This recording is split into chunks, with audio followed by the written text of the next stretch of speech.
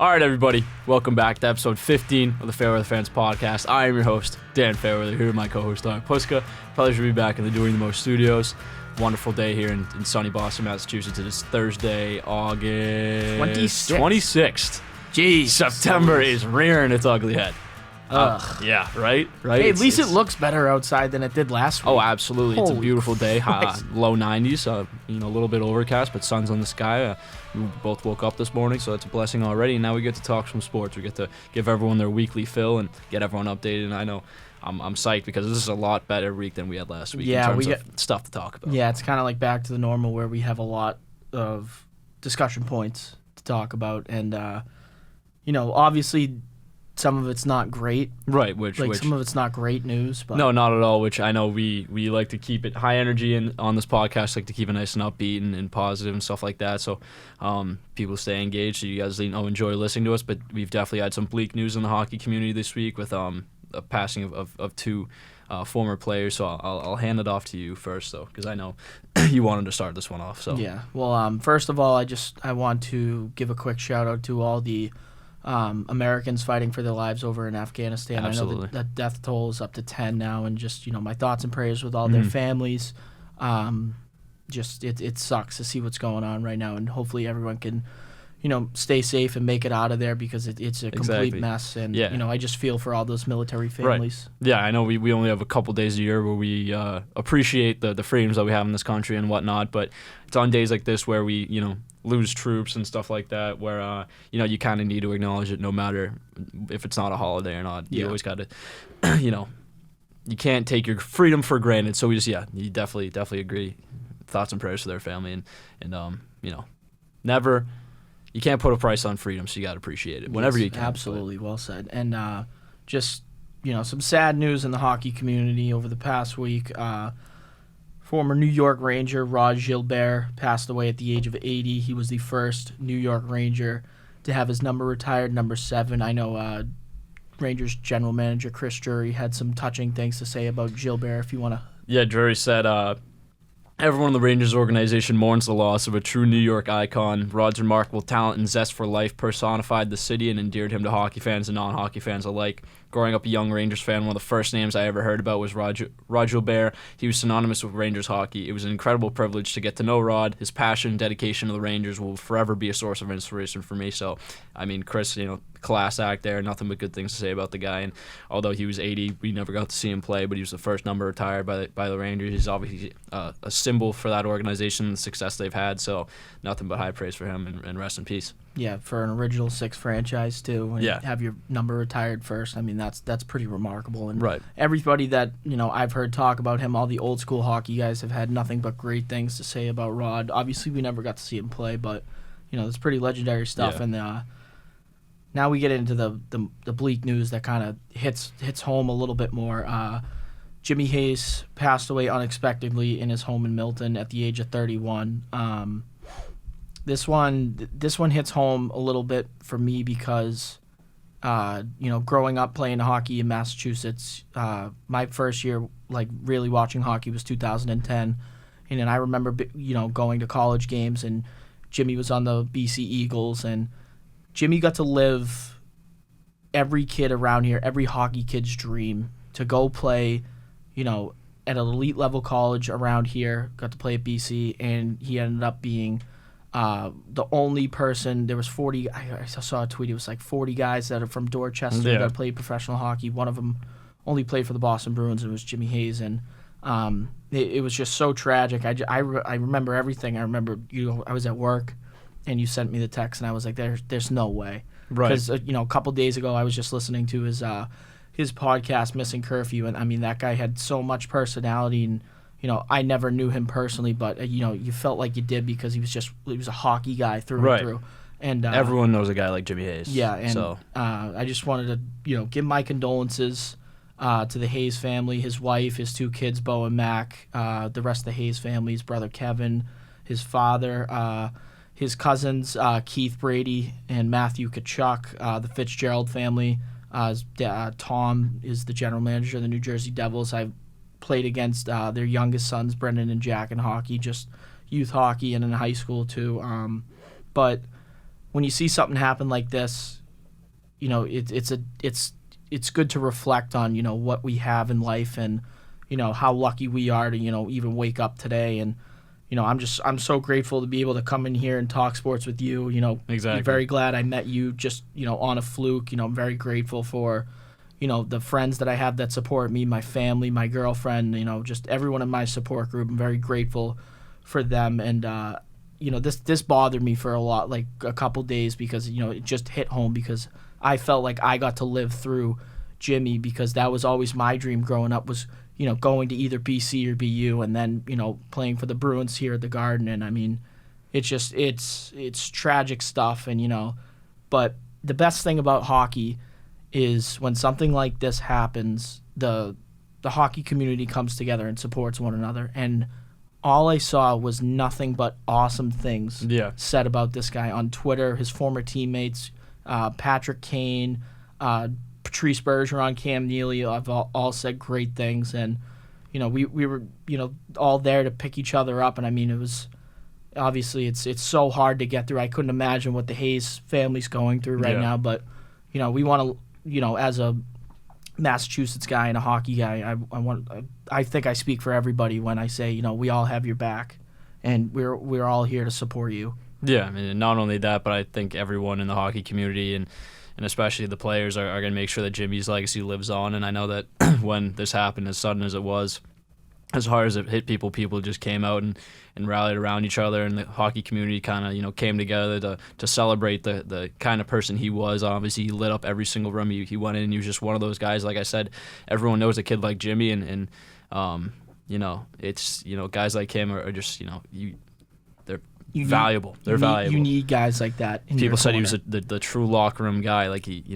was the model locker room guy. Every single room he went into, he lit up. You know, I heard a perfect quote from his former coach at I think it was either Chicago or BC. I'm sorry, I can't remember it, but it was like Jimmy was the kind of guy to make you laugh before he even delivered the punchline. So I think it was Jerry York that said that. Yeah, and it's just, I mean, obviously we got to see him play here in Boston. I was at the game where he scored the hat trick against Ottawa, and you know, just to see how excited he was. And, you know, obviously, like you said, you said it perfectly. He lived every single, you know, not only Boston hockey player's dream, but every single Boston athlete to not only come out of Dorchester or anywhere in Massachusetts and you know, have a good career and come and play for Boston sports team and be that guy. It's just, you know, it was amazing to see, and you know, it was real sudden, but obviously his legacy is gonna live on, and he'll be remembered forever. So rest in peace, Jimmy. Yeah, and I saw you know, fans posting stuff on social media. You know, we were hard on Jimmy Hayes, you know, as a Bruin,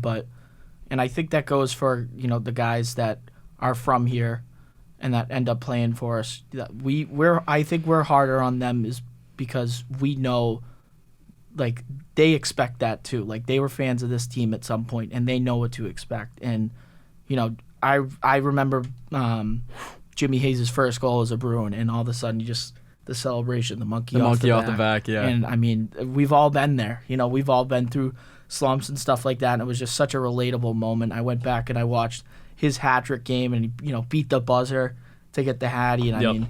And you could see how happy his teammates were for him. Oh, my God. Maxime Talbot jumps up in the air. Yeah, I mean, obviously, it's just a guy that everyone roots for just because of how bright his personality was and how happy-go-lucky of a person he actually was. So, just a true, you know, Boston guy. Bled black and gold, bled green and white. You know, he was lucky enough to be on the team that played in the Winter Classic at Gillette. Yep. You know, he was a huge Pats fan, huge Sox fan. I mean, and once again, I mean, everything that I saw, there was nothing but outstanding things to say about his personality and what kind of guy he was. And, yeah.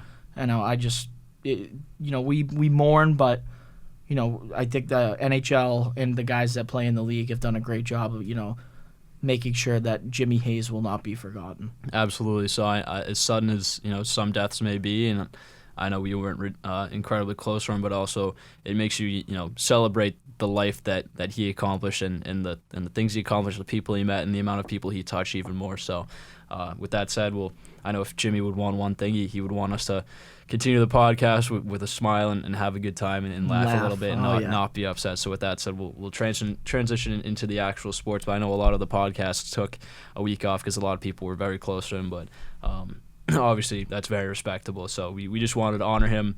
All the people he touched was incredible. The impact that he had on us in the city, and just being a kid from Boston, make it to the league like that. So his impact was, will never be forgotten. Mm-hmm. So rest in peace, Jimmy. With that said, we'll move on to the actual NHL news.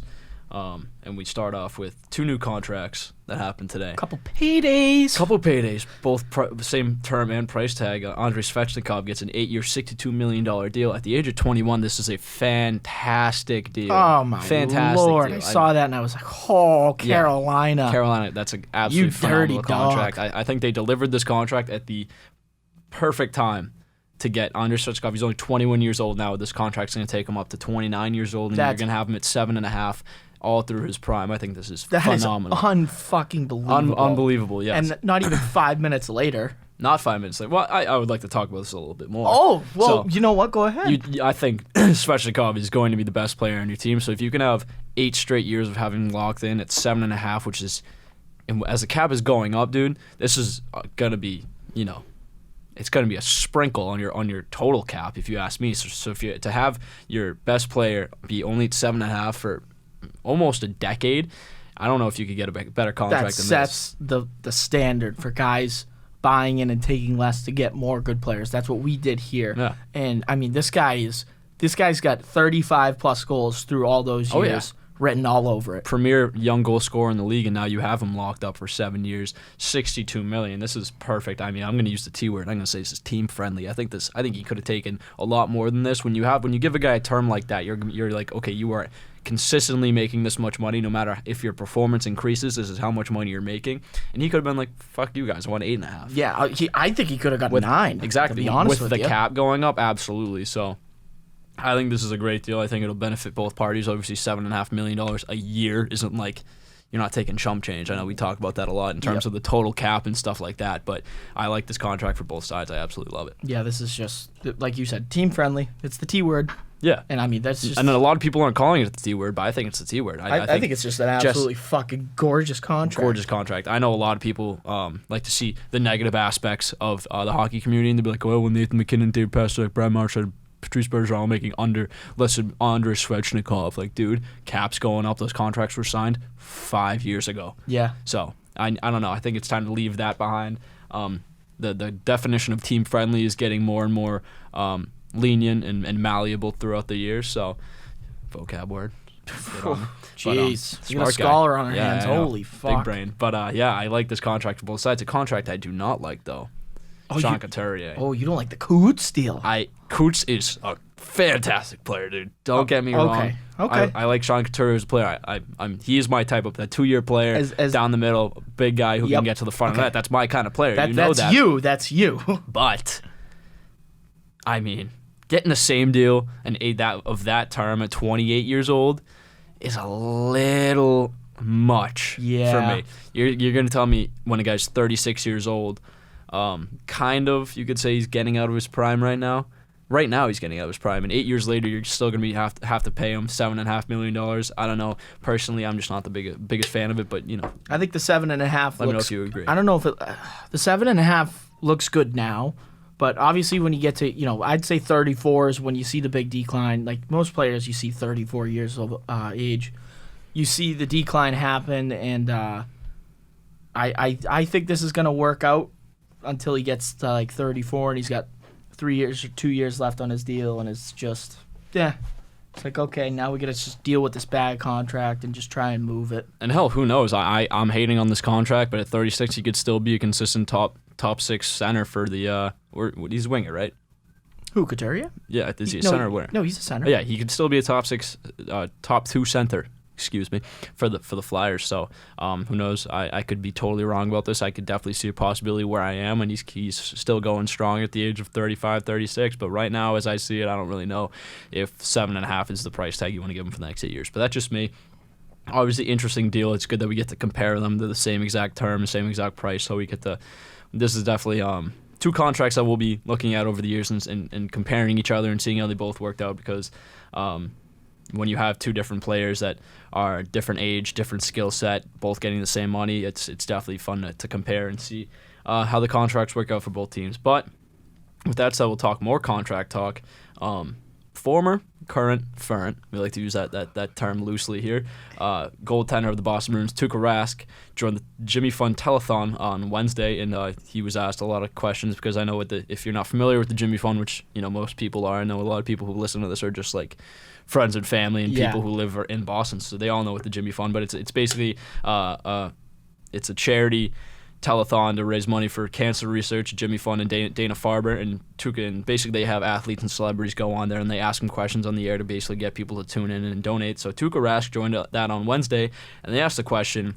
They asked him if Greg Hill asked him the question if he would want to go anywhere and if he would go money chasing. He basically said this: I have no reason to chase the money anymore or go somewhere else. I feel the Bruins are my home, Boston is my home, and then the money won't be an issue. And that was basically the initial reaction was like, yeah, like I see how Tuukka might have that response just because he's coming off the hip surgery and whatnot, and how he's getting pretty old. So the sports world kind of reacted to that and stuff like that. And then on Wednesday, like I said, he went on the Jimmy Fund Telethon, and he was asked if he'd play for $250,000, which is a little fucking absurd if you ask me. But obviously, well, I mean, the league minimum is like $750. Exactly. I think. Yeah. So I don't think it was meant in any seriousness. But he responded pretty comically. He said yes, and I'd play for $250,000 and a ton of Bud Lights. Dude. So that got a good chuckle out of the sports world.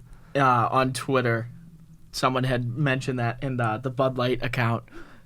Started to talk about it, and some guy had the idea, let's do a black and gold Bud Light can. Absolutely. Number 40 on it. Like, I would be the biggest advocate for that. I would sell out stores for that. Give me 230s, please. Yeah. but I know most people know Tuukka as a comedic guy and stuff like that. He likes to not take things too seriously. I know that's a trend with a lot of goalies. They like to have a... Oh, they're weird. Yeah, they're weird. Goalies are weird people. So 2011 Stanley Cup Championship parade.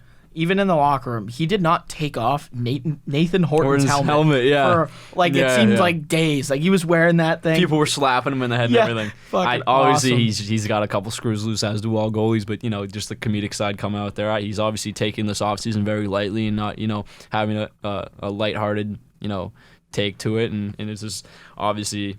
He would never play for $250,000. Oh, absolutely. I don't think you physically can. I think you have to take $750. Right. But I mean, I think the moral of all these quotes, all these staying on the Greg Hill show and Jimmy Fund, all these quotes that he's saying on these shows is basically like, I'll take whatever you want. I just want to play for the Boston Bruins again. I don't really care what money I get, what the term is. I just want to be back in between the pipes for the Bees, which is, Could you like that more? Dude, that's a great... I was about to say, could you hate that more? Obviously, you don't hate it at all, but... If he does come back on a 750 clip, that's a great issue to have. Absolutely. With him, Ullmark, and Swayman? Exactly. Are you shitting me? And I posed the question, I mean, does he have a reason to be this faithful to the team?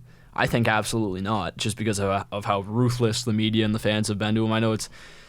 probably like 60-40% of fans, don't hate him, but like there's just a very, very, very decent portion of people that just like are Tuukka haters and don't have a nice thing to say about him, which we've talked about a lot in the podcast. But I don't think he has a single reason to be this faithful and talk about how he'll take whatever money because of just how deeply disrespected the fans have been and how at this point I don't even think we deserve him. Dude, people don't even realize how lucky we were. Still are to have this fucking guy as our goaltender. Exactly. Like we were blessed to have this guy take the net for a decade. Plus, yeah. And hopefully more.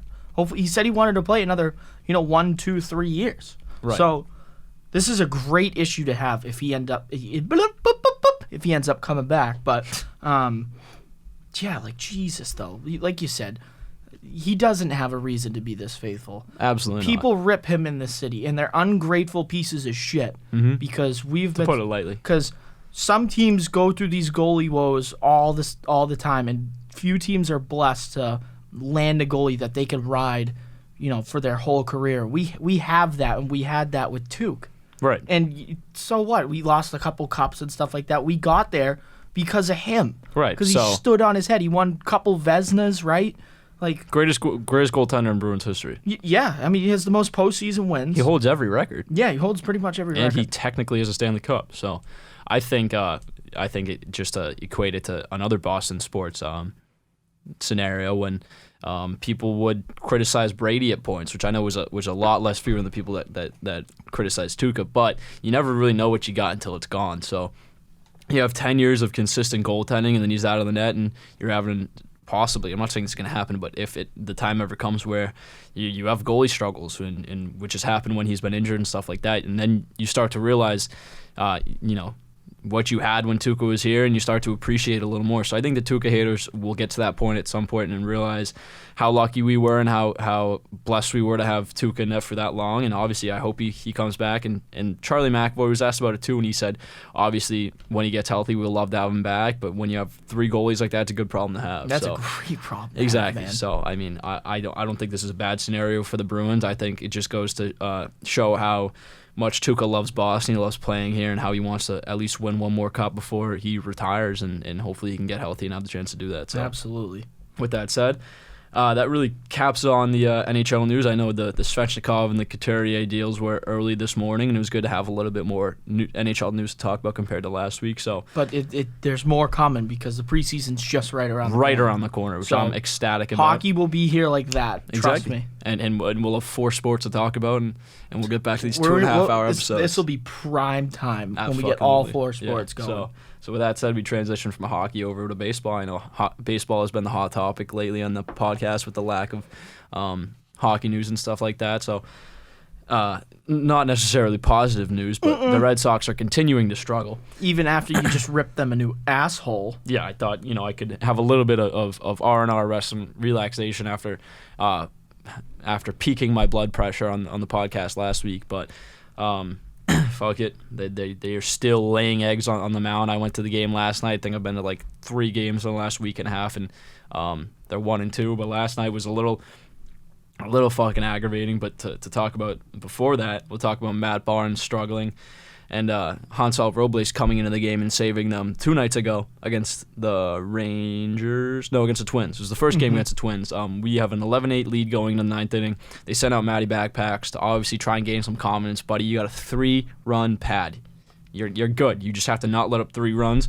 Boom. Home run. Josh Donaldson. Dinger to dead center. The bringer of 11-9. And then next guy, walk. Next guy, walk like are you fucking kidding me? Guy can't find the zone. He can't find the zone. He's got the yips. His confidence, he's back to 2017. Not even. Matt This is just typical August Matt Barnes. He does this every single August. He fucking sucks. He has a 16.66 ERA, which is just laughable. That is absolutely laughable. I read you that. You got to try to be that bad. I read that as a 6.66 ERA. I didn't even see the 1. In August. It's a 16. And the month of August is a 16.66 ERA. Easily the worst out of any relief pitcher in the whole entire league. By a fucking country mile. This is a guy that was an all-star, a no-doubt all-star. Yeah. Probably the best closer in the league first half of the season, and he's got, like you said, he's got the fucking yips, dude. He forgot how to find the zone. Watching this guy pitch now, it's like he's got no confidence. He just simply can't find the zone. He lost his command. He lost his control. And he's not dressing for the team tonight, obviously, which is a good, maybe just needs a little time off, the time away from the team just to kind of gather his mental, because he gets on the mound and he's got no confidence in himself. He just can't deliver the pitches, and in his mind, he doesn't think he can either. So I think that's the right move. Have him sit out a couple games, because give guys like Garrett Whitlock, who should have pitched last night. Should be the closer, but no. Nope. We'll talk about. What I will say, though, is it's probably for the best that Matt Barnes sits out a couple games, and you know what? Just don't even show up to the ballpark. Just get back. Baseball, you if they see your face. Baseball is such a mental game as it is physical. So take some time off. Take a couple days, right? Get back in the right mind frame. And just go out there and throw the ball like you were in the beginning of the year. Obviously, it's you have the talent. You have the God-given talent. Yeah. We've seen you do it before. You just got to deliver. You got to get back to having the confidence and finding your stuff, because everyone knows you have it. You're just too deep in your head that you don't think you have it either. So if you don't, I believe that he can get it back. Me too. Absolutely. That's why I'm not like cut Matt Barnes. I'm like, have him sit out, let him regain his confidence. Give him 2 days. And that's what I mean. I feel like the game against the Twins the other night when he came in and did that was the kicker, because you give him that 3-run lead, you're like, okay, this game's, this has got to be the signed, sealed, and delivered. Now. So you get 3 straight outs, you get your confidence back. And no, he faces 3 batters, 1 earned run, 2 walks.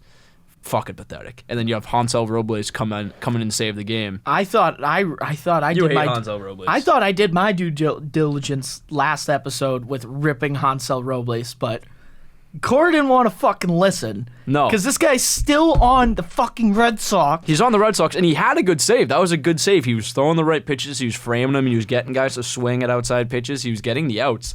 And then last night, I'm at the game with 9 of my buddies and my brother and his buddy, all my friends from school, and then one of my buddies from home. And the game sucked. The game was boring. It was 4-1. We bought $9 tickets, obviously sat 4 rows back from the bullpen, from the dugout, because that's how we do it. I mean, if you buy $9 tickets and actually sit in your seats, you're a normie. Yep. You're just not doing it right. You're not capitalizing on your opportunities. But nevertheless, because if they're standing out student nines, that means the ballpark's not going to be full. the rich people don't want to go to the games, so they buy their season tickets 4 rows up from the dugout and don't go to any of the games. They're always going to be open. Yeah. We had 11 people, and we sat field box 24 right behind the dugout. Just how it works. People figure it out. But that's not even in the notes. I shut the fuck up about that. But the game was pretty boring until bottom 9. We get a man on base, folks. It's a 4-2 ball game. And holy... Kyle Schwarber steps up to the plate. Everybody knew this guy was going yard. I knew he was going yard. It was written in the stars. Yeah. No outs. It's like, this is going to happen. Yeah, no outs. Kike on second. I mean, it was just bound to happen. He steps in the box and just absolutely launches one to dead center. Low heater, and he fucking just golf swing. A pitch he's been missing all day, all series, all week. That pitch low in the zone, and he just cranks it. He makes it look so effortlessly. Single stitch, and the way he just walked out of that batter's box goes, too. Bang. Bang. And when I tell you this, I have not felt that much jubilation at a sports game since Marshawn tied it up on the power play in Game 2 against the Islanders. That is unreal. I was at that game too, and it's just like where you're like, yeah, dude, you're losing your mind. And you could tell that, I mean, after the whole entire boring game, you knew it was going to happen. You knew he was going to step in that box and tie it up. And when he did, I mean, if people were losing their mind, I have the video on my phone. I'll pull it up. I was going to say, was it like that game we went to against the Astros and Arroyo hit that 3-run fucking jack? Even better? Better. I was losing my mind. That was like the Raffy walk-off.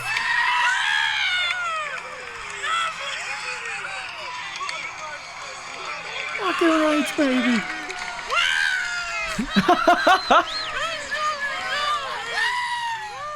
Everyone was just losing their mind. Yeah, that's unreal. It was so awesome. And then, where's Garrett Whitlock?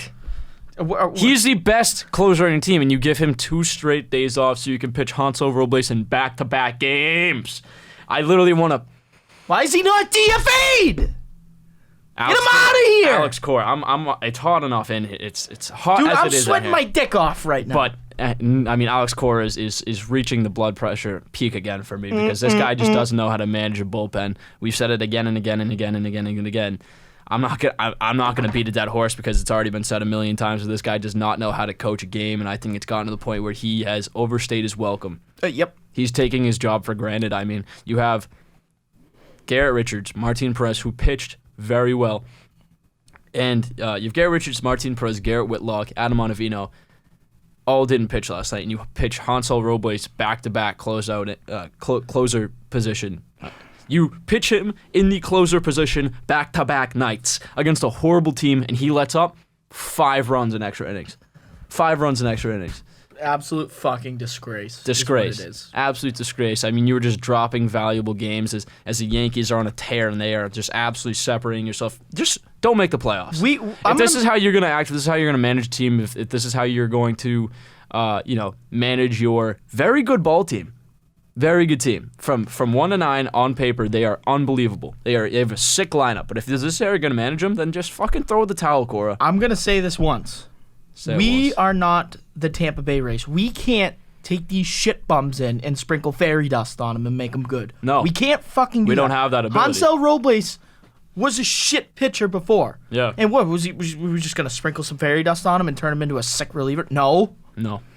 What about that fucking guy, Austin Davis, too, the lefty that we got? He pitched well last night. Well, great. Well, very well. Because he's got a 5 ERA, so keep pitching. Not anymore. Not anymore. He lowered it to like a 4 last night.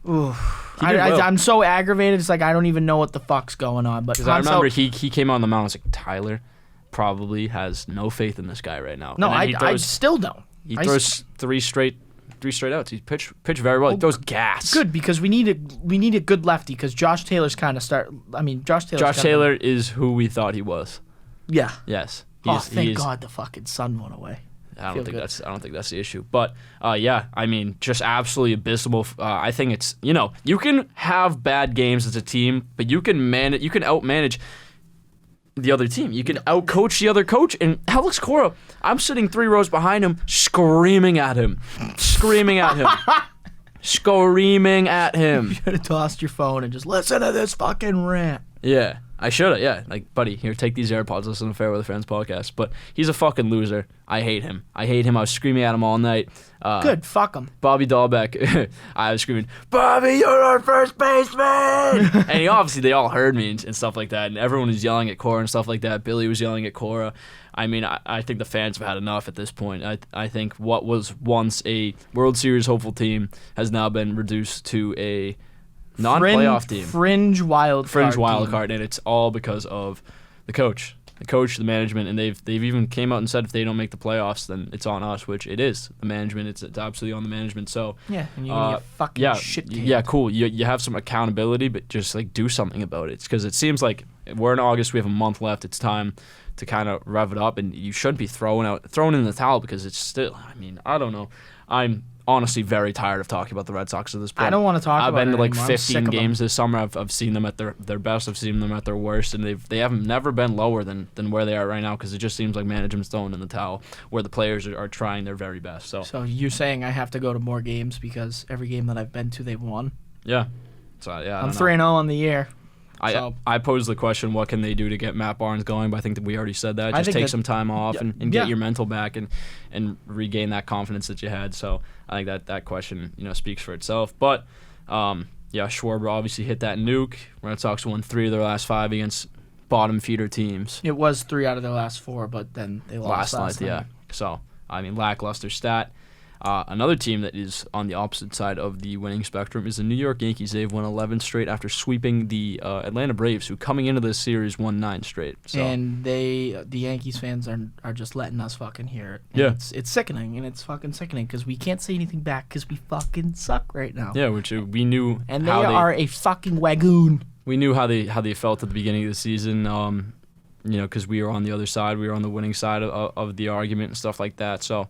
Obviously, we get to see how the other side lives, and hopefully the Sox can pick it back up, because right now it sucks to feel like the Yankees right now, because we're playing like the Yankees. So it's dark times right now. Absolutely dark times, which, hopefully we can get back to it. But they've won 11 straight series. It's the longest streak since 1956 for the Yankees. So they're obviously on a historical tear right now, which obviously going out and picking up Gallo, picking up Anthony Rizzo, and Luke Voigt just fucking mashing baseballs all of a sudden again, too. Which I'm getting to, but they have obviously been batting like dog shit, but it hasn't even been that. It's been acquiring these players have kind of lit a fire under the asses of guys like Luke Voigt, who are just absolutely hitting their ass off. Guys like is it Tyler Wade? Tyler Wade and Andrew Velasquez, too. Yeah, all these guys in the prospect pool are just coming up and complimenting Aaron Judge and Giancarlo Stanton.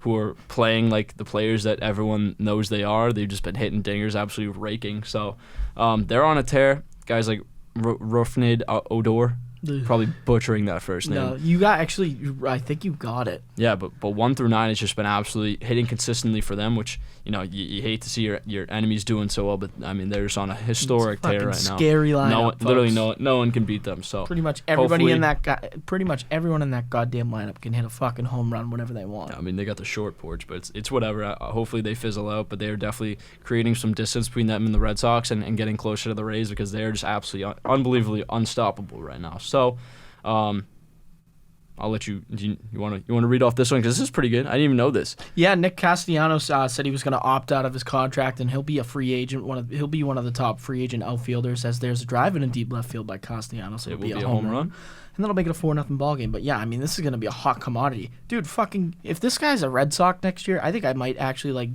jump off a bridge. I'd be so excited. Right. I pray we have a legendary. Then He's such a good hitter too. Obi's job would be lost. That or Eck would say some stupid stuff, just based on the curse that he has on the major league announcers. But yeah, I would love to have this guy in the squad. He's an absolute big time player. He's can obviously play first, third, left, right. Exactly. I mean, I'll take him on the squad for sure. And obviously, we have some holes to fill. In terms of I would say like probably the bottom of the order. But on paper, I love this Red Sox team. They're cursed. I don't know what the hell happened. But right. He'll be a free agent. Let's see where he lands, if he just wants to restructure that contract in Cincy or if he wants to go somewhere else and be a part of a winning franchise. So, yep. Cubs and Reds. Yeah, the Cubbies going to be playing at the Field of Dreams next year against the Cincinnati Reds. Yeah. Which is pretty fucking sick because that game that we got to watch the Yankees and White Sox. I mean, Jesus. That was a barn burner. Of a game, and it was absolutely gorgeous stadium, and I'm glad they're going back. They also announced that actually, we'll just say it now. The Little League World Series game that they've been doing the past couple of years, the Indians and the Angels played over in Williamsport, and holy shit, Cal Quantrill, this guy for the Indians, pitched it. He threw an absolute fucking gem. Yeah. I was like, holy crap. And went back to his Little League days.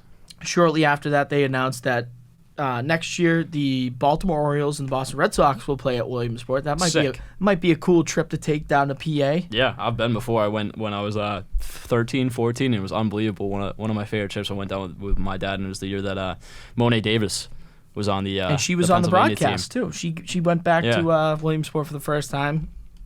Yeah, that actually might be a good trip to go. Yeah, go down to Williamsport, watch the Sox play. It's a great ride down there. It's like eight hours. You drive through the what's the mountain range in there? Ah, Jesus. Whatever. There's a mountain range and the Poconos maybe. But yeah, it's a great drive. Honestly, the Volunteer Stadium, Alameda Stadium, or something that everyone should see at one point. Obviously, bring your kid at some point, stuff like that. But yeah, I mean, it's an unbelievable spot if you're a baseball fan. So definitely can't miss that. But yeah, that game's gonna be sick. Red Sox and Orioles, guys like Trey Mancini and why am I blanking here? Cedric Mullins. And against the Red Sox, who are hopefully having a better season than they are right now. But that's going to be sick. I didn't even know that. I forgot that was even a thing this year, and I didn't even know they were doing Field of Dreams next year either. So it's good to see those two historic games come back. Speaking of Little League World Series, we have a absolute stud in the making here. Gavin Weir for South Dakota. I think it's Sioux Falls, South Dakota, their team. He is the single best Little League World Series player I have ever seen in my whole entire life. If you haven't been watching Little League World Series, you have to, just so you can see this kid pitch. If you've seen him, his stance and his throwing style compared to Chris Sale, they are literally... It's Chris Sale Jr. Indistinguishable. It's Sale Jr. Uncanny. They're both lefties, and I mean, just it's unbelievable. And just to give you a little peek into his stat line, in the Little League World Series, he's 8-0. He has 43 2/3 inning pitched, 609 pitches, 132 batters faced, 1 hit. He has 1 hit. 1 hit. 132 batters faced. Out of those 132, he has struck out 114 of those guys. Yeah.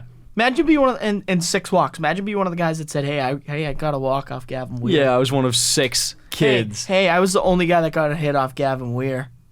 Like, that's legend. That is domination. Yeah, you'll be like, oh, you remember him in that tournament? I was the only kid in the whole entire tournament get a hit off him. So he's had like 7 no-hitters. And that kid went on to be Babe Ruth. Yeah, literally. So, I mean, he can hit as well, but just his pitching stat line is absolutely ridiculous. They went over his pitch total, so you won't be able to pitch, I think, in the next game, which is going to be a problem for them, because if this kid doesn't win it all, then, I mean, you absolutely waste him. But, yeah he obviously threw another gem. I think he's throwing like 15 strikeouts a game, which in Little League, that's absolutely ridiculous, seeing as you need 18 outs in a total 6 innings. So, I mean, just you've never seen anything like this before. Let's hope that he conserves his arm and has no arm problems, because you're throwing this much at a young age. You don't really want to ruin your elbow. But if he can get into the league, he'll be an absolute problem just by the way he's developing. I mean, I know college scouts are probably already looking at this kid, and he's 12 years old. He's like a good 6 years from like graduating high school. So honestly, just had to mention that because the stuff this kid is doing is absolutely historical in terms of Little League, which is unreal, and nobody can hit this kid. He's throwing 75 miles per hour, which I think it equivalent to like 98 in the majors. So I mean, if this kid keeps going at the rate he's going, he's going to be a problem when he gets older. So had to mention that, Gavin Weir. If you haven't watched the Little League World Series, you have to tune in just to see this kid, because he's absolutely ridiculous.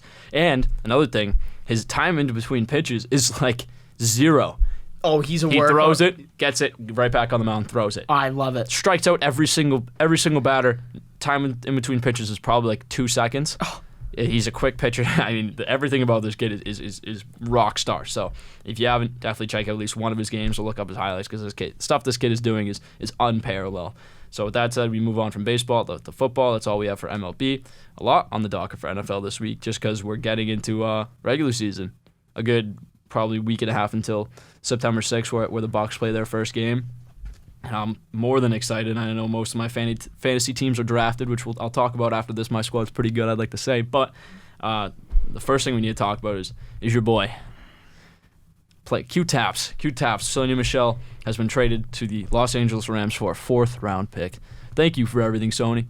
Super Bowl 53 champion, scored the only touchdown in that game. Drafted in the first round out of Georgia. Obviously had a great career with the Patriots, but at the end of the day, with the running back pool that we have, there's no space for him. Mm-hmm. It's sad. Let me know what you're thinking. Yeah, a lot of people know me as the biggest Sony Michel fan. Not a lot of people say that's not two words that come together. Sony Michel and big fan. Right. I don't know, something about this kid when we drafted him and watching him run the football was just I just loved him, and he was such a good running back his first year too.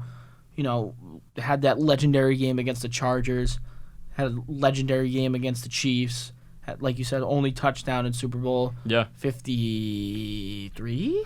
Yeah, 53. Who knows if he doesn't score that touchdown if we win that game? But and I mean, he gets traded to the team that he scored the touchdown against. How about that? The Rams having some running back troubles, obviously. Right. Can't make herself for the season. Darnell Henderson with a finger injury. Thumb injury.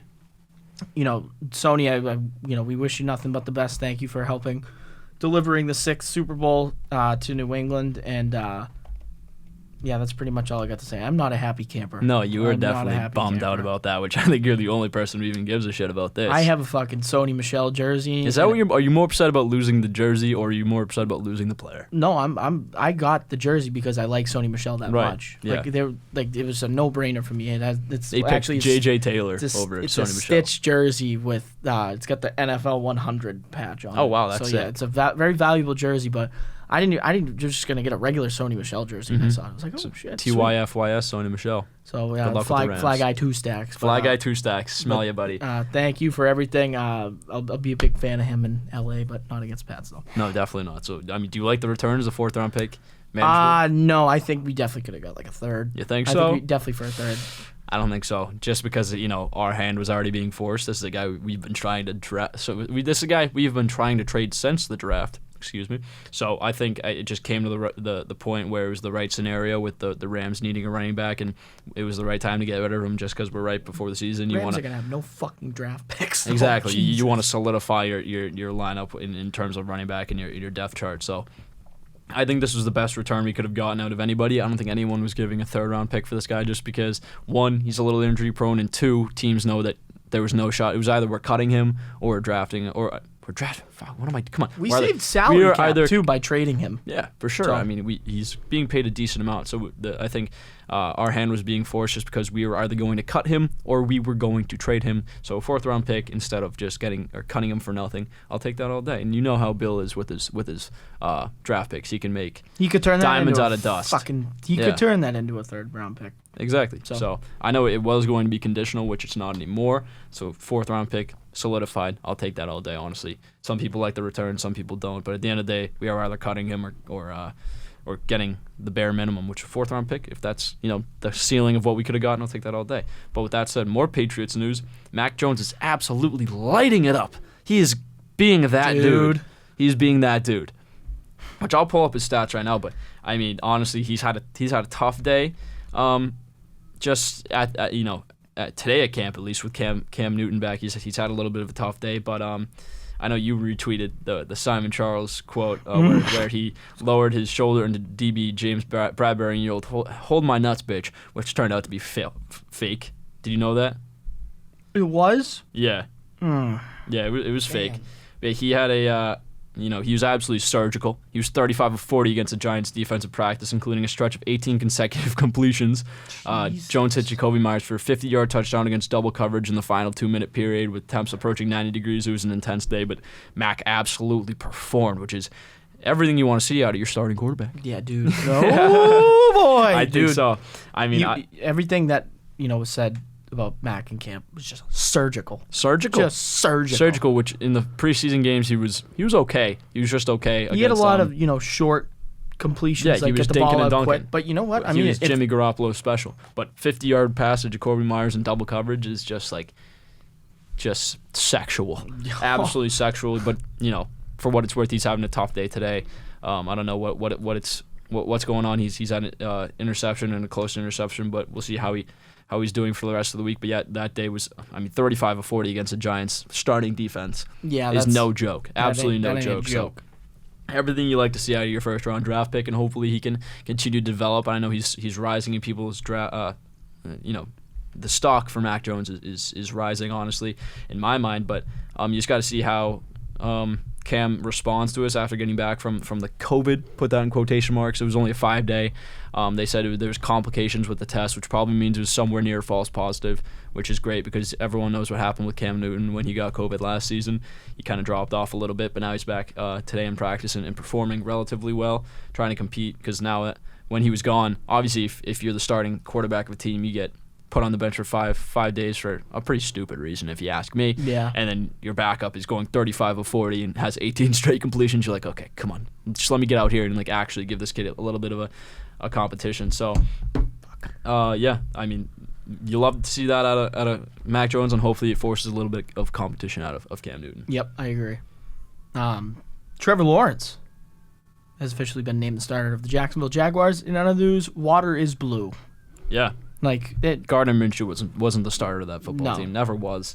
You knew when they drafted this guy first overall, it was he was going to be the starter and he was going to be the guy for this team. And obviously, you would have liked for him to have his boy Travis Etienne there, but he is out for the year with a foot injury. Basically, what I heard is the bone in the middle of his foot that connects everything broke. So basically, your foot is pudding. All the bones are left astray in your foot. He was in a walking boot after the preseason game and. James Robinson is just going to have to be that guy for them, which he was last year. But with the entrance of Travis Etienne, his stock kind of dropped. I know fantasy football owners of him, including myself, are smiling ear to ear. But obviously, you never want to see that happen to a guy, and especially with a promising young rookie. So that's a little disappointing. And hopefully, he can come back next year and be healthy and be the player that we knew he was in college. So. Yeah, that Jaguars team with Trevor Lawrence and Marvin Jones and company are going to try and make a splash. But, I see this being a development year for Trevor Lawrence. They got to fucking protect him better, though. Holy shit. Exactly. I mean, you go out and you get Travis Etienne at, what was it, 9? 9th overall? Etienne was 9? No. He was late. He was late. He was in the 20s. I think it was 26. 26, okay. Well, you could have gotten an O-lineman and some protection from Lawrence, but obviously similar to the who was the guy for the Bengals that they drafted at LSU? My man, Joseph Burrow. No, the wide receiver. Oh, Jamar Chase. They drafted Jamar Chase when they could have gotten a no lineman for Joe Burrow. So similar to that, it's college quarterbacks wanting their college teammates to kind of continue that chemistry, and they paid the price on that toll when it comes to limiting the O linemen that they have to protect them. So. We'll see how that goes and see if he can have a little bit of luck and rejuvenate this Jacksonville squad that kind of needs it because they've been lackluster for the last 20 years. Yeah. Atlanta quarterback A.J. McCarron has torn his ACL. That sucks. He will be out. Of course, former Alabama quarterback. Exactly. I mean, came in relief in that one wild card game against Pittsburgh, obviously. But there goes your backup QBs. But Felipe Franks will now step in as was it Felipe Franks, right? I don't know. They drafted a quarterback this year who's just lights out speed. Yeah. This is a guy with A.J. McCarron though that just really hasn't gotten a shot. No, he got one shot and he actually did pretty good and they just nah. And then he has this injury, which ACL injuries are the bane of every single player's existence. So you never like to see ACL injuries, and you like to see AJ get his shot because obviously in college he was a great performer under Nick Saban and the Crimson Tide and stuff like that. So who knows if this will be it for him, but definitely an unfortunate injury. And then Carson Wentz coming back from a foot injury that was supposed to sideline him until... what was it, week 3 or 4 of the regular season? But he seems pretty optimistic about playing week 1, which it's great because, obviously he's had a falling out in Philly and he's off to a tough start in Indianapolis. with this injury, and you got to see Sam Ellinger in the preseason get a shot to kind of be the starter and be the guy. But now that Wentz is optimistic about the Week 1 return, who knows? Maybe that spot will return to being his. So, with that said, another starter, Drew Lock, is now a backup quarterback. Taking a seat, Teddy B, baby. Teddy B is that guy. He always has been that guy. I know he played backup for the Saints a little bit under Drew Brees, but and everyone saw how good he could play. So and then he goes and signs with the Broncos and wanted to compete for this spot with Drew Lock, and now he has, and he's gotten the spot. So as much as I like Drew Lock, I think he's a great player, great personality. I think he would benefit from something new. Yeah, I think he would be a good asset to pick up for a team that needs a quarterback, whether it be, I don't know, who could it be? Not the Vikings? No? What? No, Drew Lock. He could benefit from a change of scenery. Well, the Vikings have Kirk Cousins, and Kirk Cousins is criminally underrated. You think so? Mind. Yeah. You like that? I don't know, but honestly, I genuinely think that Teddy was going to take the spot. Absolutely. He's the better starting quarterback. He's a great quarterback. Yeah, it was kind of a no-brainer in my mind. Just right. Teddy B.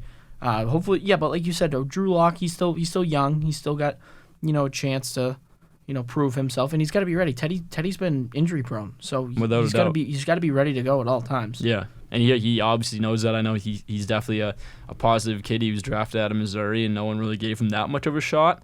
And he came in and he performed relatively decently enough to keep that starting role, and they just weren't there. We're not contending for a championship with Drew Lock, so we got to go out and we got to get Teddy. Obviously, Teddy's an established guy in this league, and if he can stay healthy, people know he's an incredible quarterback. So absolutely no surprise here. He takes that spot from Drew Lock, and he can either stick there as the backup or demand a trade, or they could ship him off for a good asset. But obviously, like you said, he's injury prone, so it wouldn't hurt to have him in the depth chart. But yeah, Teddy gets that starting spot, and hopefully he can help that Broncos team get back to where they used to be. And then the Bills. I wrote Bills staying in Buffalo ? Obviously they are, but at Jim Kelly's Celebrity Golf Tournament Monday, NFL Commissioner Roger Goodell said the league wants to keep the Bills in Buffalo, but in a new stadium. They want to get New Era Stadium. They want to revamp that stadium and stuff like that, get a little upgrade. They said you got to think long term here. Goodell said this has been going on for decades, and it's time to get a new stadium done so we can make sure the Bills are here and successful for many, many decades going forward. So. Obviously, I totally agree. It seems like their stadium's a little bit worn out. Yeah, I agree. It's New Era. It's New Era. Yeah. Yeah, obviously, and it's a great fan base. They obviously shouldn't go anywhere. That would suck. And obviously, there's no doubt that they're staying there. And Goodell basically said we want to make sure they're there for a long time. The way to do that is to get them a new stadium. So if they can get a new revamped stadium up there in upstate New York, that's for the best because they have a great franchise and they're on the up and up. And another piece of Bills news, the NFL fines Cole Beasley and Isaiah McKinney, the two wide receivers, $14,650 for the first mask offense. I know that's like the minimum for the first charge, but Isaiah McKinney took to Twitter today and Isaiah McKenzie. My bad. McKenzie tweeted out the letter, and it just said, your refusal to wear a mask occurred after you were informed that it was required, and you didn't wear it here at 4:25 p.m., you didn't wear it here at 2:30 for the lift or whatnot, and they sent that same fine to McKenzie, who he tweeted $14,650, damn, pray for me, which is obviously just a drop in the ocean for them when it comes to money, and he got a lot of shit for that, but it's they've definitely enforce these fines and suspensions on these players and put these protocols in place, so it kind of forces them to get the vaccine just so they have nothing to worry about. But obviously there's players who have the belief that they don't need it and that they're not going to put something in their body that they're not going to die from, which obviously it's their choice. That's it's the freedom that we have in this country, and they're reaping the repercussions of it, which were obviously put in place to kind of motivate them to do it. But guys like Beasley and guys like McKenzie are being steadfast. So that's just the penalty they're gonna have to live with and stuff like that. And that's probably what the future is gonna look like for more NFL players who are more lenient to get this vaccine. So that's it for the vaccine. Oh no, it's for the vaccine news. But COVID claimed a couple victims. This happened just before the podcast started. The Tennessee Titans now have 9 players and coaches who have tested positive, including their starting quarterback, Ryan Tannehill, and their head coach, Mike Vrabel, which is just like the COVID bugs hitting them. I'm pretty sure they're all vaccinated and stuff like that. But, still making the rounds, obviously with the old Delta variant. So, I hope that this isn't another issue, because I know last season shit like this was happening. It was wicked annoying. But hopefully we can avoid that. This shit to go away. Like, fuck. Yeah, I mean, who doesn't? But hopefully it's not an issue. Obviously, so you have overwelcomed your stay. Exactly. COVID. Yeah, it's time for you to go. You can't get out of my You don't house. gotta leave, but you can't stay here. And then that happened, and then shortly, I think this was about noon, Shaun Wade, former Ohio State Buckeye, gets traded to the Patriots for a 5th and a 7th. This is a guy who has been very promising in preseason. He's had a couple interceptions. He's been targeted 27 times. He has great stats, and this is a guy that had a high ceiling. But it just seems like scouts and around the league just aren't very high on this guy. Yeah. But honestly, I think for guys who have a high ceiling but don't have a lot of faith in organizations and stuff like that, I feel like when you send them to a guy like Bill Belichick, he kind of makes the most out of it. And we've seen it from guys like J.C. Jackson and whatnot, but we've also seen it not work with guys like Cyrus Jones. So Cyrus Jones. Yeah, first-round pick, but this was a guy who was taken in the 5th round, and the Patriots get him for a 5th and the 7th, which who knows if this works out for them. That could be an absolute steal. Yeah, with a guy who has a high ceiling like that, why not take a chance? But, the reason he's been traded from the Ravens is unknown. Who knows if it was attitude or if he was butting heads with some coaches or whatever, but he has a new scenery in New England, which obviously they have a need for outside cornerbacks who can play the wideouts and stuff like that. But the weird thing is Shaun Wade is a slot cornerback. He's been playing the slot his whole entire career and stuff like that. So who knows what the Patriots are going to do with him. Maybe it's not going to work out. Maybe he's cut by next week, or maybe he is a Pro Bowler. So we'll see where it goes. Hopefully it's the latter. Yeah, obviously. But you never know with Bill Belichick and shit like this. But they're just going to take a shot on him, and hopefully Matt Patricia can kind of mold him into the player that everyone knows him to be and achieve that high ceiling. So with that said, that really does it for our NFL news. A lot more than we had last week, honestly. Just with like we said, we're starting to push it into a higher gear with regular season starting in a good week and a half. So you love to see it. Obviously, I said a million times, I'm wicked pumped. I have my fantasy team drafted and all that, and people are getting ready for the season. You start to feel the anticipation in the air, because this is the greatest time of the year when you get football back, and then you also have hockey and basketball and baseball all going at the same time, which I know we're all giddy about. And just like you did a couple weeks ago, I think I'm going to read off my fantasy team. How many kids in the league? 10. 10 man? Okay, 10. I'll find a 10 man here that I'm in. Yeah. I'll read off my roster too. Go ahead. So at the helm, my quarterback is no other than Dak Prescott, number 4 for the Dallas Cowboys. He's my guy. Obviously, he's posed to have a good year after the horrible injury. If you've watched Hard Knocks, you've seen kind of an inside look on Dak Prescott. He's had some injury problems so far in preseason, but he's still apparently looking fantastic. So that's everything you need to know coming out of your starting fantasy quarterback. So I like that a lot. And then I have Alvin Kamara. I had the 3rd pick in my draft, and I take Alvin Kamara for the 2nd year in a row. Obviously, last year he was dynamite for me. He's a PPR god. Obviously, with Drew Brees retiring, people are less hopeful for what he's going to do this year. But I think it's not going to matter. He was never a deep threat, and I feel like if Jameis or Taysom Hill can throw the ball 5 yards to him, that's an easy 1.5 in my pocket. So yeah. I'm big on Alvin, and I got Joe Mixon, which is probably my most concerning pick. Did you have to take Joe Mixon? No, did he there was linger? a lot of guys. And you just left. took. No, I took Joe Mixon, I think, with my 3rd round pick, which isn't bad at all. Fuck you. Shut the fuck. Yeah, okay. Dude, it's Joe Mixon. It can work out. Year. Just wait till I have. Look. Can you let me go finish? Ahead. I have. Okay, you're going to be like, okay, it doesn't matter. Use Joe Mixon. He has an absolute squad of the century. And then my wide receiver 1 is no other than DeAndre Hopkins. I know that's Great a little. pick. I like D-Hop. People are a little skeptical about that with the entrance of A.J. Green looking like the old A.J. Green. I am not skeptical. I am very high on D-Hop. Yeah, obviously D-Hop's going to D-Hop. He has best hands in the league. He fears God, homie. D-Hop's going to I-Hop. Yeah, exactly. So he's my wide receiver 1. And then another guy I'm not too excited about, but hopeful is Mike Evans. Poised to have projected at least to have more points than he had last year, but obviously with Tom Brady at the helm and Antonio Brown, anything can happen with him. Who knows, another suspension or another injury. But Mike Evans is just gonna be Mike Evans. Hopefully, the he can problem just be more with of the Mike same. Evans is he's not a wide receiver 1 in fantasy. Exactly. If you have him a wide receiver 2, that's fucking fantastic. Bingo. Exactly. You just took the words right out of my mouth, like I was gonna say. In years past, he's been a wide receiver 1, and his stock is declining. But if he can even play close to how he used to and be that wide receiver 1, then having him at the wide receiver 2, I'm going to be unstoppable. And then a tight end, I took a little bit of a gamble. I had a chance to take a couple guys, but I eventually went with Dallas Goedert. Obviously, his stock is on the rise. I feel like Jalen Hurts and him have a connection already, but he's my tight end one, which is probably the most risky one next to Joe Mixon. And then my flex, GM of the year, D-Fairs, is James Robinson. J-Rob. So it's basically like Joe Mixon's your flex. Basically, I mean, when I picked James Robinson, I was like, dude, what are you doing? Like, I got him super late round. I think I got him. Where'd I get him? I got him 83rd. So I took him 8th round. He was on my bench, and now he's the RB1 for the Jacksonville Jaguars, who don't have that many passing threats. So I think, James Robinson is going to have a great year. And then I have Pittsburgh defense, which is a little decent. They play Buffalo week 1, which is going to be a little bit of a hit. They're only projected 5 points. And then I have Brandon McManus as my kicker. But my bench is nothing short of incredible.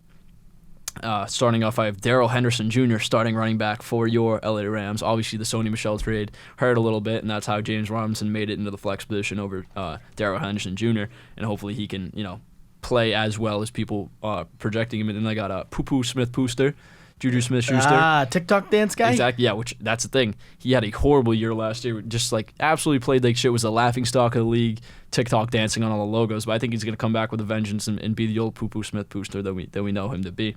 And then another guy I picked is Corey Davis. Ooh. If people are saying he's the new Calvin Ridley just based off getting a new quarterback, he hasn't had the chance to be a wide receiver 1 yet, and he goes to the Jets with Zach Wilson, who is having a fantastic preseason.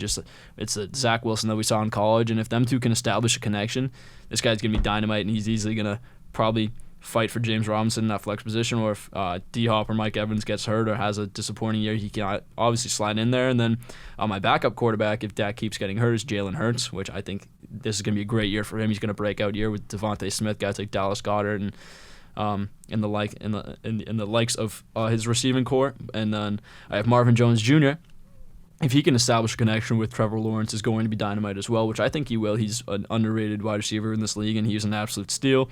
And then my backup tight end is Adam Troutman, who people are saying is going to have a great year too, as the tight end one. But obviously he's had some injury issues, which hopefully won't hold him back too much.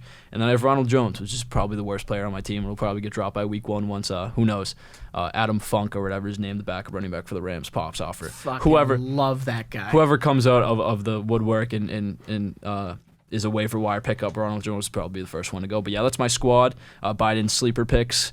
That's my team. That was my team name last year, so I'm trying to think of some new bright ideas to kind of mix it up. But I play Billy, whose name is Cook Crack, because he has Dalvin Cook as a starting running back. But yeah, it's a 50-50. I'm still projected to win 128.1 to 127.9, so it's going to be a tight one, but I have faith in my squad that we're going to get it done this year. That's good stuff. This team, I'm in a 4-man league, a 6-man league, an 8-man league, and a 10-man, and a 12-man, I think. Really? I'm in a lot. I'm in 2 leagues, and one of them hasn't drafted yet. I'm in a 4, 6, 8, 10, 12. Yeah. Spit. So this is my 10-man league. We were playing GTA while I was drafting this team. Yep. You remember that? Yeah. This draft took a fucking hour and a half really to finish because there's 2 flexes, and the bench was like fucking, what is this, 7 guys? It was like so stupid. You're picking like backups of backups at that point. But at the quarterback position, I got Kyler Murray. I'm very high on Kyler Murray. Running back 1, I got Aaron Jones. I have this guy on 4 out of my 5 teams, so goes to show how much I like Aaron Jones this year. Running back 2, I got DeAndre Swift, kind of a PPR machine. He's going to catch a lot of passes. Which Dan Campbell has already came out and said he's been disappointed with the production from him and TJ Hawkinson, so he's looking to get those guys going, but hopefully they're just not preseason players, which you'd rather them be regular season than preseason. Yeah, so absolutely. You're going to need a little bit more out of them, but yeah, keep going. And then wide receivers, this is kind of where we fall off a little bit. I don't really have a true number 1 stud wide receiver, but I have Terry McLaurin, who's obviously he's probably better suited off as a wide receiver too, but he's still going to put up good numbers. Right. And then my wide receiver 2 is hopefully, I'm kind of banking on this guy. It's Odell Beckham Jr. Mm-hmm. And I mean, Hotel Bacon Jr. Wide receiver 2 flex, like it's okay, yeah. Tight end, I got Travis Kelce. I took the Kels. What more can you need? I took the Travis Kels. Kels. I had the 5th pick. He was ranked 5th. I was like, you know what? I don't have Kelce in any other league. Let's see how it goes. So I take Kelce. My flex spots are actually pretty good for how, deep this league is. I got Robbie Anderson and I got Jerry Jeudy. Jerry Jeudy's going to absolutely pop off Teddy Bridgewater. I'm telling you right now, he's going to put up numbers. Yeah. I'm talking 230 points. And I like Robbie Anderson as well. Yeah, he just got paid, so he's locked in there. Indy defense, and I got my fucking boy, Who's Rodrigo Blankenship. He's my kicker in every league. Let's go. He's my fucking guy. I ride or die with that guy. So Hot rod.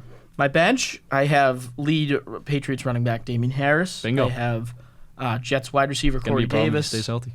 I have Houston running back Phillip Lindsay. I have Philadelphia Eagles wide receiver Jalen Reagor. I have Cincinnati Bengals quarterback Joe Burrow. This one fucking sucked because he was the only decent tight end left. It was Giants tight end Evan Ingram. There you go. But he's just a backup. Probably only have to use him for 1 week because I have Travis Kelce. There you go. And then rounding out the bench is Atlanta wide receiver, very good sleeper pick this year in fantasy football, Russell Gage. He's the wide receiver 2 on the Falcons. Okay. And he's probably your number 2 option. There you go. Until Kyle Pitts starts to get settled in. It's going to be Calvin Ridley, and it's going to be Russell Gage, and it's going to be Kyle Pitts. Yeah, so I think Kyle Pitts will adjust to the NFL really quickly, but yeah, that's not bad at all. And last year he had 72 receptions, 786 yards, 4 touchdowns. So week 1 he had 114 yards, and then week 17 he had 91 yards. So he's had good games. He shows what he can do. I think that's probably one of the biggest fantasy sleepers this year. Great to hear the insight. I'll check to see if he's still available in my league, and I'll drop Ronald Jones in a heartbeat. I like him this year. So that's a team. I think that's promising. That's the 10-man league. That's not my best work. I wish I could tell you who the options were for me to pick for tight end. Because I remember Dallas Goedert. I was like, this is fucking ballsy, but it was. But he's not a bad tight end. It was Logan Thomas. I could have taken Logan Thomas. Okay. I just wasn't high on him. But yeah. All right. Well, that's your opinion. I got Goddard and I got Troutman, so hopefully one of them can be a stud for me. But yeah, those are the fantasy teams this year, and we'll update you on how we are doing throughout the weeks, because obviously we're 2 big fantasy guys and we're playing in big leagues with big money. So we'll definitely keep you guys updated. But that'll cap for the football talk. Great week of football. Great. I don't know about you, but I enjoyed this week. Shout out to football, man. Yeah, thanks, football. Football's back, baby. Who's back of the week? Football's back. But yeah, with that said, we'll transition into the more lucrative, more or less talked about sports, and we'll start with college hoops. I'll let you take this one. Yeah, there's only one dash here on the college hoops, but still big news. But it's Amani Bates. He's going to stick with his commitment, and he's going to play at the University of Memphis with his head coach Penny Hardaway, of course, legendary Orlando Magic point guard. But Amani Bates is a guy I know right away because he's already drawing comparisons to be the next KD. Without a doubt. He's a 7-footer that can dribble, shoot, do whatever you want. Dude, I'll tell you right now, Memphis is on the up and up, and I think it's just solely to the hiring of Penny Hardaway. I think the culture that he's starting and creating there is, Memphis is not known to be a basketball school, never has, but the amount of top prospects they've got with James Wiseman was Memphis too. Yeah, and something happened, but he was supposed to go to Memphis. Yeah. But the way they draw on these top prospects, they're no joke. I think they're going to be up there in the ranks with the big guns like Duke and Kentucky and Michigan State and whatnot. I think they can get up there with just the pure amount of talent they have and the way that the culture they've established is drawing in these top players. So yeah, just a little bit of college hoops, but anything else on that spectrum? That's it. Yeah, Imani Bates to Memphis. That's really it. And then talk a little bit of soccer. I know I like to touch along there. I know you mentioned it and asked if I wanted to talk about it, and I will. Kylian Mbappe wants out of Paris Saint-Germain after they brought in Messi, and I also have Neymar, so I think he is starting to feel like he's being disrespected as a whole, because obviously he's a stud. He's one of the best players in the world, if you ask me, and he likes to be the number 1 guy, and now he's the number 3 guy. So obviously, when you have a guy like that who strives for the spotlight and likes to be that guy, Real Madrid just came out and offered him 137 million euro.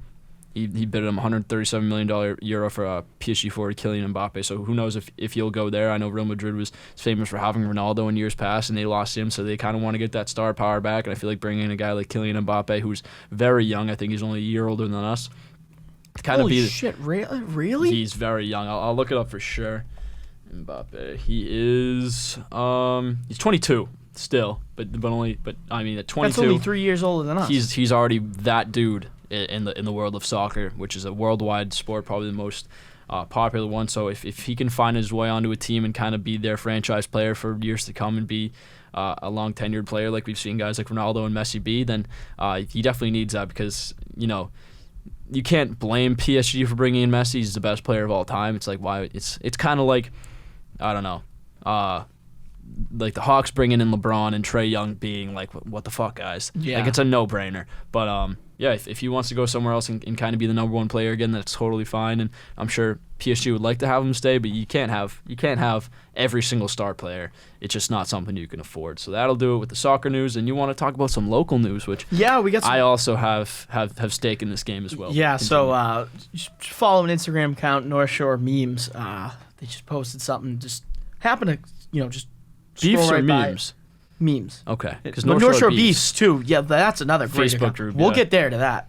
So I'm some sticklers in that Facebook group. I was just scrolling through and just caught it on my corner of my eye. Scrolled right past it. Scroll back up. Londy's Roast Beef will open in North Andover. Used to have one in Danvers. I know. 5 minutes down the road from me. And I mean, this started the trend of me getting like chicken cutlet subs. Like, that is my favorite sub ever. It's just a chicken cutlet sub with lettuce, cheese, and creamy Italian dressing. And holy shit, Londy's used to fucking load these subs to the point where you couldn't even put your fucking mouth around the whole sub. You had to eat it in bits. And it was so good. And I am so happy. I am marching my ass to North Andover. That sucks for me because I live much closer to Danvers than I do North Andover. But I think... I said I have stake in this game because when I was a junior in high school, I was a big part of the TV program. I was all 4 years into my senior, and now I'm a film major too. But my high school film department, Wakefield High School TV, shout out to Mr. Barris, they did something called the Great Beefening, where they went to all the North Shore spots on senior skip day, got all of these. Not senior skip day, but I think it was like deeper in the year. So like they've already been accepted into colleges, so they didn't really have to do any serious work. So for fun, they went out and they got a roast beef sandwich with the works. At three-way. Yeah, exactly. From all the places around, and they did the Great Beefening, where basically they did this to determine what beef stands above them all. You know, well, you've got. Oh God. And it was Londy's, Athens, Nixon, Beverly, all these different Bill places. and Bob's. I don't know. Supremes. Those are just two famous beef spots around me too. Yeah, I'm gonna look it Nick's, up and see. Yeah, here we go. Who took it? So it's called the Great Beefening. They did it in May of 2019, their senior year. And let's see, who took it? Londy's. Londy's was actually the winner. So you obviously mentioned that, and it rung a bell in my brain because I remember they took the #1 spot for the North Shore beefs. But if you ask me, there's nowhere you can get a better roast beef sandwich in the North Shore of Massachusetts. That would just look like a nice super beef three-way onion I would roll. destroy that. I would absolutely destroy that. So Londy's moving up farther north in North Andover. It's a bigger beef market up there. More money up there in North Andover, one of the wealthier towns in all of Massachusetts. So maybe they'll get the a better beefs cash up flow. there, you know. Exactly. And it's tough to have them go a little bit farther from me, but I feel like a good beef is worth traveling around the world for. So. Well, I mean, we're pretty much we're well known for our fucking roast beef sandwiches around here. Absolutely. Which you go anywhere else, there's nothing that fucking compares. Right. You go down south, beef. you get bar pizza. You go up here, you get roast beef sandwiches. So, Londy's. Great success up in North Andover. You are looking for good beefs, obviously. Londy's, what was the other city? Athens. And Peabody. Nick's Roast Beef in Beverly. Bill and Bob's, which is in Salem and Beverly. And Billy's Roast Beef in Wakefield. Nick's in Beverly. Athens. Kippo's in Wakefield, which is just a joke. Billy's, which is pretty good. Glenn's. Nick's Wakefield is pretty good. But yeah, that's really it. And Supreme's roast beef in downtown Danvers is unbelievable. Exactly. Can't go wrong with the ream job, as we like to call it. Yeah, with cheese, barbecue sauce, and mayo. There you go, the three-way. I mean, you really just can't go wrong. I could sit here and talk about roast beef sandwiches all day. Me too. Fuck. This is a sports podcast, but it's also an entertainment podcast. We are, in fact, an entertainment podcast. Yes, we just had to squeeze that in, and then we'll move on to jerseys of the week.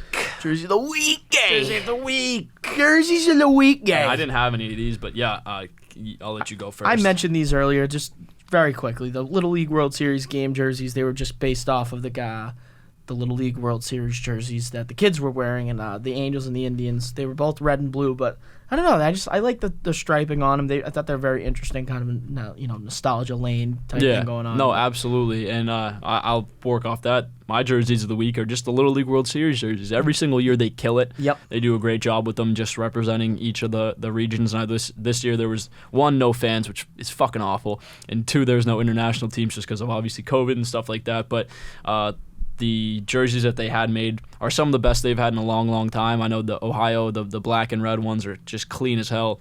And I know they're 12-year-olds, but they're absolutely dripped out. So those are my jerseys of the week. Shout out to Easton for supplying those guys with the equipment every year, too. Exactly, yeah. Best bat I ever used was an Easton Mako. Yeah, the 2015 Easton Mako. Bingo. I had 2 of those. They sell them for like $400 on eBay right now. They don't make them anymore. No, I have mine still. Yeah, me too. I have 2 of them that I got when I went to the Little League World Series. Yeah, that's just the greatest bat of all time. I mean, yeah.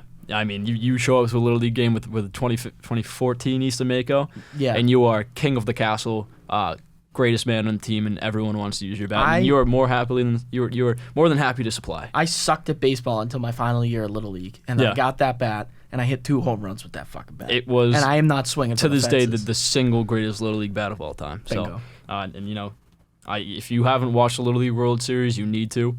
Honestly, just because it's been one of the better tournaments in a long time. I know the year I went, 2014, I'll mention it one more time, is probably the greatest year of Little League World Series ever. Mm-hmm. So many iconic teams, and then Japan obviously wins it like they have every year. But this year it's going to be different. And if you haven't watched Gavin Weir, again, you have to watch him because the kid is stellar. Kid can fucking throw. He's doing some historic stuff when it comes to Little League. Yeah, that's the jerseys of the week. And then we'll move on to this week in sports. Yeah, because holy shit, I kept the receipts on this one this time around. We weren't making that mistake twice. If you haven't forgot, we are not doing this day in sports. We are now doing this week, so we have a little more to talk about. So I'll let you take it away. A shit ton to talk about. So on the 22nd of August, 2014, the Red Sox famously signed Cuban import Rusney Castillo. Mm-hmm. That was a big signing. Obviously, that didn't work out. No. It was supposed to be, him and Yoenis Cespedes were supposed to be this 1-2 combo piece, and just never worked out. This one, though, holy fuck. August 22nd, 2017, the Celtics acquired Kyrie Irving from the Cleveland Cavaliers for Isaiah Thomas, Jay Crowder, Ivica Zubac, and the Brooklyn Nets first-round pick. One of the biggest NBA trades of all time. And they used that pick to take Colin Sexton, too. I mean, I completely forgot that was right around the corner. Too. Yeah. I remember being in a Buffalo Wild Wings, and they just announced it. I was like, holy hell. Yeah. We got Kyrie Irving. And rest is history. Yep. Just didn't work out. On the 24th of August 2015, the New England Patriots signed legendary Colts wide receiver Reggie Wade. He couldn't keep up with the Belichick system, man. Some people just can't handle the heat. He was done after, 3 weeks? Yep. Practices were just too hard, which, I mean, we've heard it time and time again. The Patriot way is just too much for some people. Yep. So, do you want me to, in August 24th, 2019, Andrew Luck retired. Obviously, a sudden retirement. Obviously, he's pretty young, pretty early into his what many people would thought would be a long-term career, but he had to call it quits just based off injuries, and his body couldn't withhold the workload anymore, and he called it quits there. Which obviously he only played 7 or 8 years in the league, but he was stellar. He was a top 10 quarterback at most points in his career, and it's definitely out of the blue, but it was definitely the right choice for his body. Oh yeah. Oh, and I'll pick it right back up. There you go.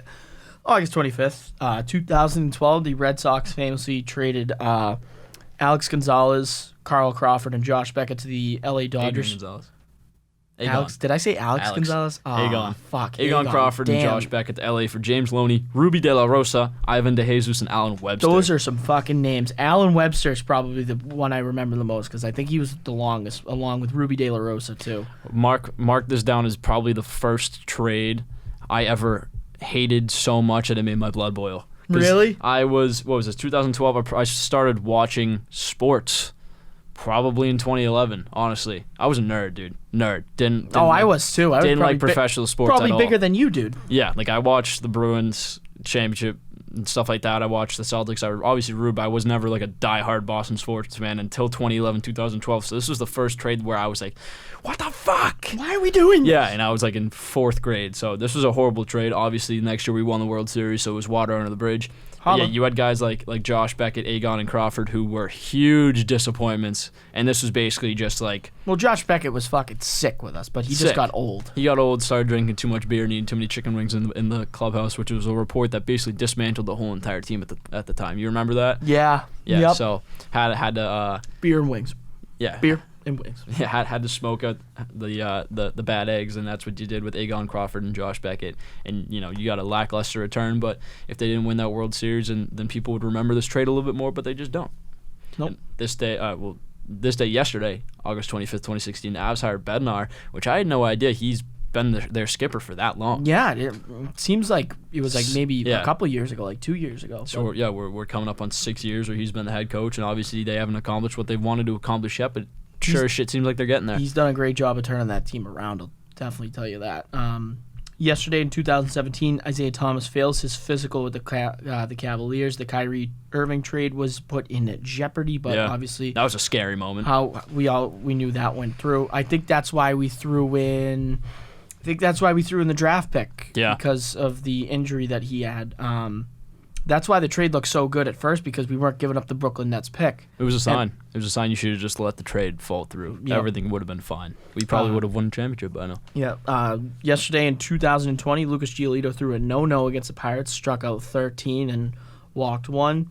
And today's the 26th. So today in sports, 2012, Russell Wilson was named the Seattle Seahawks starting QB. Of course, Rest is history. 2013. Tracy McGrady decided to call quits. Legendary basketball. This guy played for a fucking while. He played overseas. He was fucking one of the best natural scorers we've ever seen. 2014, the Patriots traded Logan Mankins. This one was annoying. I remember being annoyed by this one too, but it worked out. It worked out pretty good for us. Brian Stork come in and take that role for a little bit. Brian Stork, dude, he was a fucking man. Yeah. 2017, Julian Edelman tore his ACL. That was obviously against the Lions. Yep. That was so frustrating. And if we had him in that Super Bowl against the Eagles, it would have been game. But and then that's sports. 2 years later, on the date, David Andrews was hospitalized with blood clots, and he announced he was going to miss the season. Thank God he is back and he is healthy. And then 1 year ago to the date in the bubble, the Milwaukee Bucks famously boycotted their game versus the Toronto Raptors, and then the Houston Rockets, the Oklahoma City Thunder, the Milwaukee Brewers, and the Cincinnati Reds famously followed its suit because of Jacob Blake getting shot in the street. We'll just put it at that. And now we'll kick it to birthdays in the week. I mean, that was our first ever This Week in Sports, which you can see how much better that is than the usual segment we have of This felt Day in a lot Sports. better, too. There's a lot more actual things that happen instead of just having one day. Just got to remember to keep the receipts, man. Absolutely. So we move on to birthdays of the week. Well, birthdays of the week. On the 22nd. Rattle these off. Carl Yastrzemski turned 82. Bill Parcells turned 80. Paul Molitor turned 65. LaMelo Ball turned 20. Adam Thielen turned 31. Randall Cobb turned 31. I didn't even know they were the same age. Braden Shen turned 30. Mohamed Sanu turned 32. And Patriots tight end Jonnu Smith turned 26. You want to do the 24th? Yeah, we don't have anything on the 23rd, but on the 24th, we have Cal Ripken Jr. turned 61, legendary Orioles player. Reggie Miller, longtime Pacer, turns 56. Arian Foster turns 35. Mike Shanahan turns 69. Denver coach. His son is a 49ers coach as well. Anze Kopitar turns 34. Allen Robinson looking to have a breakout year this year with the Bears, turning 28. Brett Gardner, 38. Oh, my God. He's ancient. Who would have thought? Fossil. And then Kike. Happy 30th to Kike. He's a little old, too. I thought he would have been a little bit younger, but happy birthday to Kike. And we'll move on to August 25th. On the 25th, Marvin Harrison, famous wide receiver for the Colts, turned 49. Justin Upton, outfielder, former of the Diamondbacks, currently with the Angels, turned 34. And Max Muncy, former Oakland Athletic, but famously known as a Dodger, he turned 31. And on today's birthdays, we have a happy 32nd birthday going out to James Harden.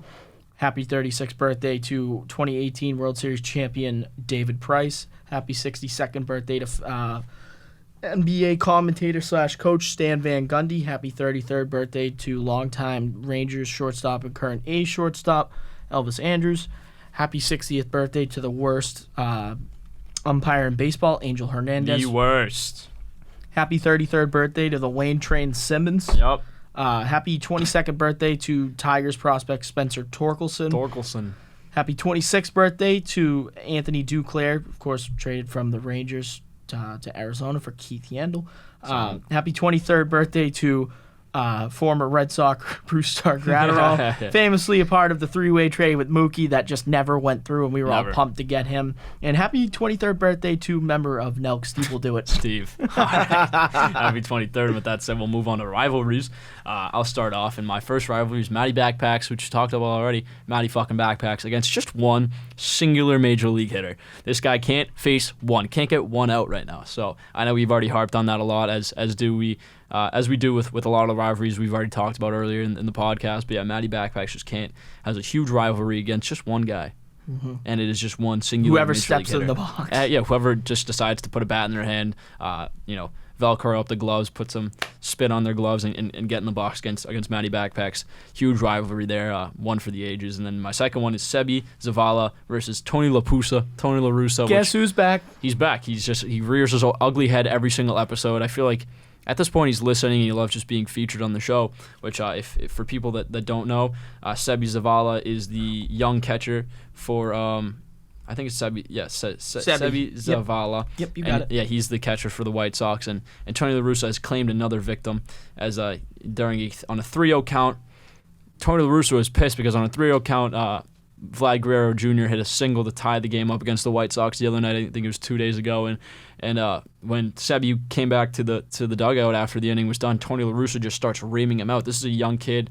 I think he's only in his mid-20s, but he's a young prospect. Obviously, he's trying to build his brand on the team and kind of rise his stock so he can be a key part of this good White Sox team that is a championship hopeful. And Tony La Russa is just pissed. I don't know whether it was just the framing of the pitch he had was just too easy on a 3-0 count for a guy like Vlad Guerrero Jr., but Tony La Russa is just an absolute fucking nightmare when it comes to developing and creating a relationship and handling stuff like this with young players. Obviously, young players make mistakes. It's just part of developing into the major leagues. But then you get back to the dugout and you embarrass him in front of all the teammates and on national television. You're just screaming in this kid's face. That's just not the way to handle it. It's never the way to handle it. But we know by now that he has no fucking idea on how to handle his young talent and how to develop a professional relationship and help them develop instead of just fucking screaming at him. So this is just another instance of where Tony La Russa is just takes no shit and you don't have a lot of lenience when you're a young player. But there's nothing I can say that hasn't already been said about Tony La Russa, so I'll just leave it at that. If you want to go see the video, it's up on Twitter. But Tony La Russa strikes again. All right, I'm going to kick in my rivalries. I had 3, did these 5 minutes before the podcast. Me versus the guy driving in front of me today on 128. His brake lights just didn't work, and I couldn't tell when he was braking. No, and so I almost got into a couple of accidents. So I was fucking laying on my horn, just rip shit. I'm looking over the top. How old is he? It was like a little box Ford Ranger with a bunch of shit in the back. Okay, so he was living out of his car. So it made sense. Yeah. But so I was trying to look through his windows to see when the van in front of him was stopping, so I would know to stop. That's what it got to. Both taillights didn't work. Both taillights just didn't work. I'm like, he's slowing down, but his brake lights aren't on, so I'm confused here. Yeah. But just daily occurrences on 128. Yeah, it's what you should come to expect at this point. Yep, bingo. Me and Sony Michelle versus Pats Nation. I feel like I've already stated my case on this one. And Mike McCarthy versus Lightning. I don't know if you saw the hockey team or the Element. The Element. I don't know if you saw the recent episode of Hard Knocks. No. There was Lightning coming. He was like, "Oh, we gotta get the fuck off the field. This too beautiful a field. We gotta get the fuck out of here." Dude, he's been nothing short of a character. I wish I put this in a little bit earlier, but you see, obviously you watch episode 1 where he had the mojo moment. Mojo moments. Yeah. Obviously he's trying real hard to establish a fun practice environment for the Cowboys and stuff like that. And he, I haven't really understood what the fuck he means by that, but he has these moments where I don't know. He does drills where he calls them the mojo moment to kind of establish confidence. I didn't really wrap my head around it. They're kind of 2-minute drills where it's just you get put. Okay, right, there's stop what you're doing.